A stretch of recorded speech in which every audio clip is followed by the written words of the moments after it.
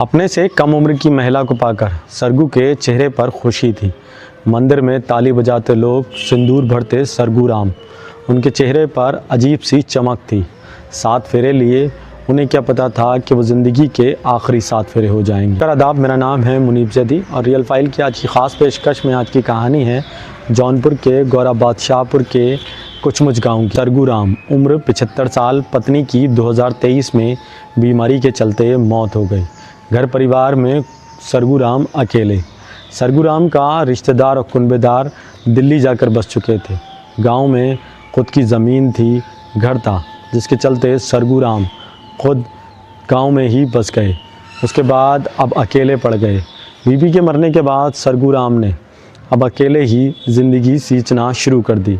इस दौरान कई लोग उनसे कहते कि बाबा कब तक अपनी ज़िंदगी अकेले बिताओगे, अब तो शादी कर लो। 75 की उम्र हो चुकी है। सरगू राम कहते मुझे अब कौन लड़की देगा। कभी खुद रोटी बनाते तो कभी थकार कर भूखे सो जाते। सरगू राम अब अकेले रह गए थे। लोग उनसे लगातार कहते कि सरगू बाबा कब तक अकेला रहोगे। सरगू हंसकर कहते, अरे बेटा, मुझसे कौन शादी करेगा, मैं बूढ़ा ठूढ़ा आदमी। इसी बीच गांव में एक शख्स आता है और कहता है कि सरगू बाबा आपको देखकर बड़ा अजीब लगता है। उसने कहा, मेरे पास एक रिश्ता है। सरगू हंसने लगते हैं। वो कहता है कि 3 बच्चों की माँ है, 35 साल उम्र है, उसका पति भी मर चुका है, पास के गांव की है। अगर आप कहो तो शादी की बात करूं।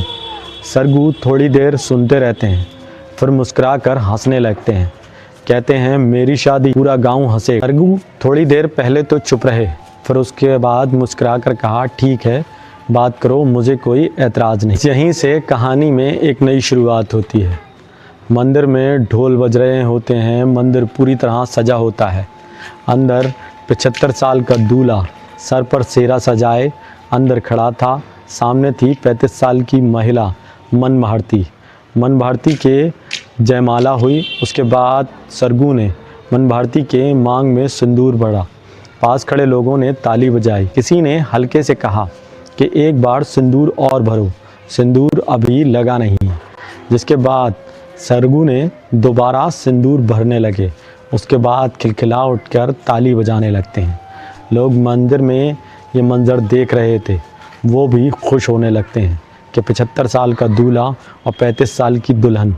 ये वीडियो सोशल मीडिया पर भी खूब वायरल हुआ। शादी के बाद कोर्ट में रजिस्ट्रेशन भी कराया गया, जिसके बाद कोर्ट में अब कोर्ट मैरिज भी हुई। सरगू ने अपनी शादी का कोर्ट रजिस्ट्रेशन भी कराया।